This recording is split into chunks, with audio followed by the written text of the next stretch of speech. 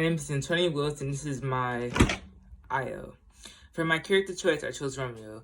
For my global issue, the global issue is identities and relationship, because Romeo is very disobedient when it comes to rules and regulations, and Romeo is also shaped and defined by Juliet a lot, because the effect that Juliet gives Romeo causes him to go through lots of internal emotions and causes him to do a lot of things that causes a huge conflict.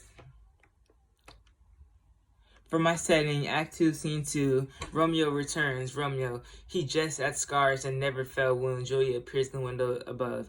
In Act 2, Scene 2, the setting is at the balcony. For my second piece of textual evidence, Act 3, Scene 3, Line 5, Fire alarms. Romeo, come forth, thou fearful man. Romeo, father, what news? What is the prince doing? What sorrow creates acquaintance at my hand that I yet know not? In Act 3, Scene 3, the same takes place in Fire alarms cell. For my speech, Act 1, Scene 1, line 215 to line 220, why is such love's transgression? Griefs of my own heavy in my breast, which though will propagate to have priests which more of thine. In this quote for text, Romeo speaks in a sad, disappointed, tragedy voice because of his feelings he's experiencing. For my second piece of evidence, Act 2, Scene 1, line 800, Romeo says, can I go forward when my heart is here? Turn back, though earth, and find thy center out. In this quote, in the text, Romeo speaks in a disconsolate tone, which creates a form of sadness. For my thoughts, Act 1, Scene... Oh, wait, no. For my thoughts, Act 2, Scene 2, line 125. The exchange of thighs love, faithful vow for mine. What's revealed through Romeo's private thoughts is how he's feeling a little doubtful, and he wants a deeper connection with Juliet, which reveals that his feelings are all over the place because he's desperately in love. For my second piece of evidence, Act 2, Scene 4, line 75, Romeo, a gentleman, nurse that loves to hear himself talk and will speak more in a minute that he will stand next to a mouth. What is revealed through his thoughts is how he has a clear-cut answer on Benvolio and Mercutio after what the nurse asked. For effects, Act 1, Scene 1, page 10, Romeo, a me, sad hours seem long. Was that my father that went hence so fast? Benvolio it was. What sadness lengthens Romeo hours? In this quote, Romeo effect on both Benvolio has him worried about, which makes Benvolio feel sad and perturbed.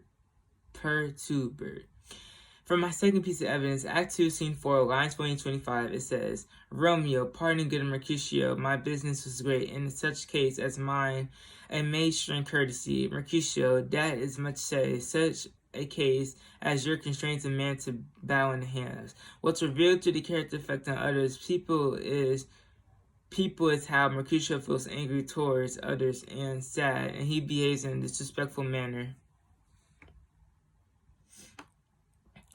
For actions, Act 1, Scene 1, page 10, alas, that love whose view is muffled still, should without eyes see pathways to his will.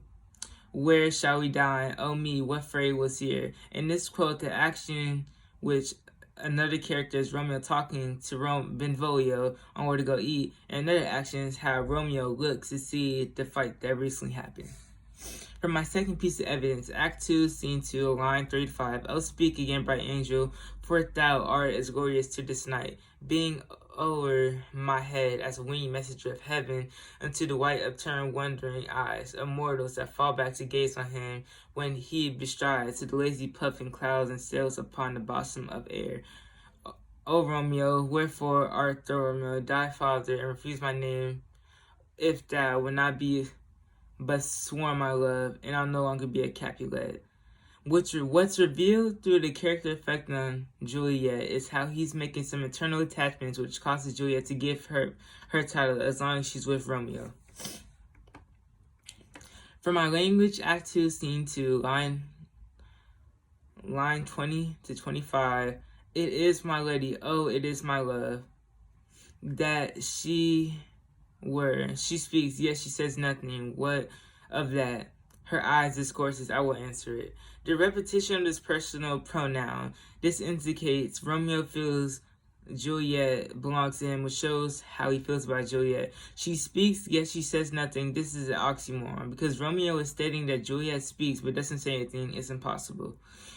In Act 3, Scene 3, line 17, Romeo says, "There is no word outside Verona walls." This shows how Romeo is using language called hyperbole in his card, because hyperboles are an exaggerated or overdone statement that is not supposed to be attended literally, which is evident in this quote.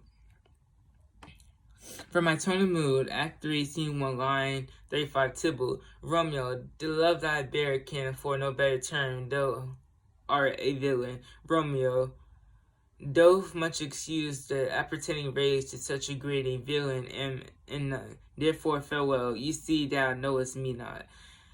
In this quote, the mood that Tybalt brings to Romeo makes his tone change because of how Tybalt came at him. For my second piece of evidence, Act 3, Scene 3, line 15 to 20, Romeo, there is no word outside Verona walls, but purgatory, torture, hell itself, hence banished. The tone that Romeo uses is very exasperated because he is upset and angry that he is being banished, which is why he uses all the language, because of how angry he is. For my internal conflict, Romeo, this gentleman, the prince. For my external conflict, Act 3, Scene 4, Romeo, this gentleman, the prince near alley, my very friend, have got his mortal hurt on my behalf. My reputation stained with Tybalt's slander. Tybalt that an hour have been my kinsman. O sweet effeminate and in my temper softened, valor steel. The external conflict that Romeo is dealing with in his emotions that will happen because of Tybalt murdering Mercutio, which causes him to go to a deep thought process, knowing that Juliet is going to be hurt. For my second piece of evidence, Act 3, Scene 3, line 35 to 45, who even peer in vestal of modesty, still blush at sticking their own kisses sin, but Romeo may not. He is banished. Flies may do this, but I must fly. They are free men, but I am vanished. And that says, though yet that exile is not death, had it, though no poison mixed, no sharp ground knife.